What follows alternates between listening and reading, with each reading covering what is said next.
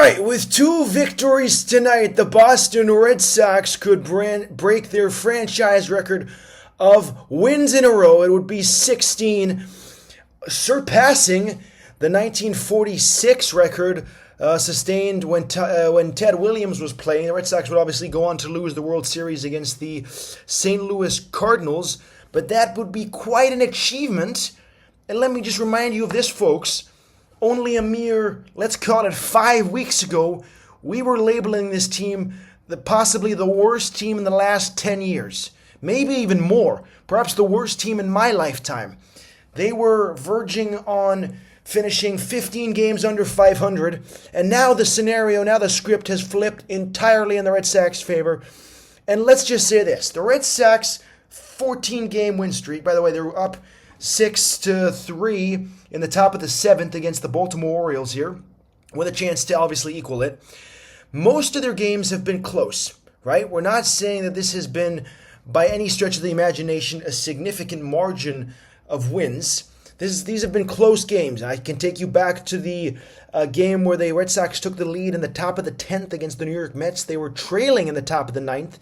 In fact, I think an out away from losing the game, and it was extended by a single or by a sac fly by Yoshida. So this could have very much been a different story, but now the Red Sox find themselves in a very, very comforting position in the wild card spot, only 6.5 games behind the Tampa Bay Rays. And now the questions loom: how do you address the trade talks? Do you go all out? Do you acquire an offensive bat? Do you acquire, do you trade Jarren Duran? Do you trade for someone else? You obviously can't acquire someone. That was my bad. I always get confused free agency and the trade deadline. Knowing, obviously, you still have a handful of options coming back. I mean, you have Roman Anthony, who's yet to make an appearance.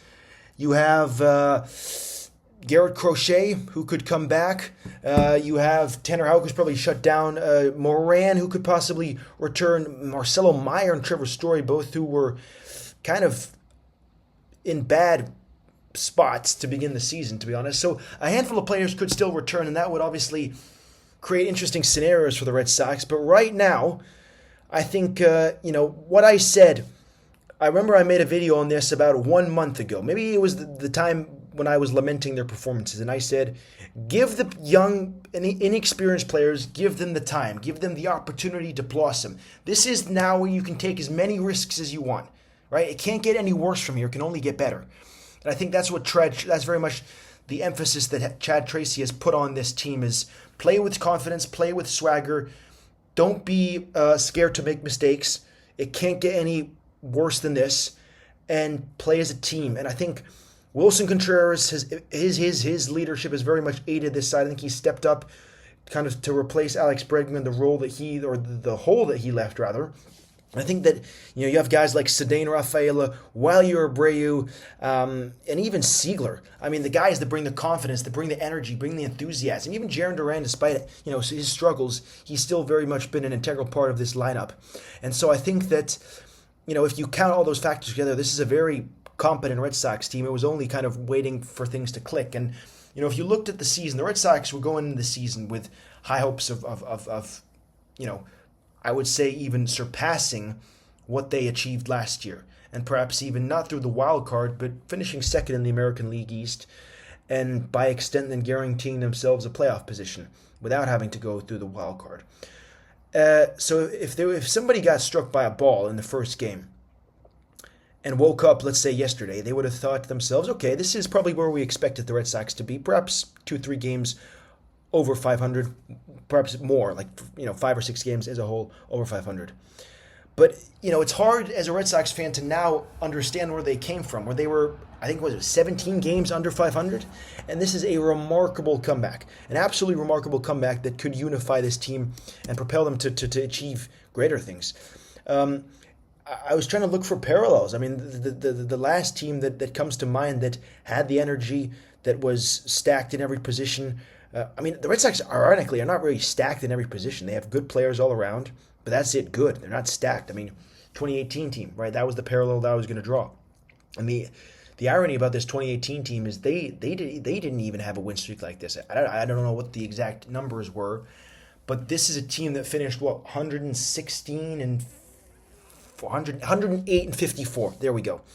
So, I mean, are we drawing parallels here? I don't know. Subconsciously, perhaps. Is this a justified reaction? Absolutely. I think from the energy, this very much feels like the 2018 team. The crowd's hyped up. The announcers are ecstatic. This is the energy we want to see in Fenway Park. Fenway Park is not without reason the most beloved park in the MLB because it brings such vintage, such prestige, and such tradition to any baseball team. And it's such an honor for me to attend the baseball, any baseball games that I get invited to by my family. I love it. I love it. It means so much to me. So I love supporting the Red Sox team through thick and thin. So let's see where this journey takes us. I'm confident. I'm optimistic that we can go far. The return of, the players that I mentioned will certainly bring about some changes. Let's see what happens. Let's get some more wins and then go attack the trade deadline. Not to make the same mistakes we did last year by bringing in, I think, was it Walker Buehler beforehand? I'm not sure. It was definitely May and some other, I don't know, pitcher. I'm sorry, I'm blanking on the names that we brought in last year. But I wouldn't be disappointed if we trade Duran. I think there's a lot of opportunity there. Package him for a guy like Francisco Lindor, perhaps. Package him for Mike Trout. There's a lot of opportunity. So let's see I'm confident in this Red Sox team. I know it's easy to say this after the recent stretch, but Chad Tracy alluded to this when the Red Sox were down bad. He said, give this team time. They're going to play with swagger. They're going to play with confidence. And here we are, 4 games over 500, on the precipice of eclipsing anything and reaching history. So that would be sensational.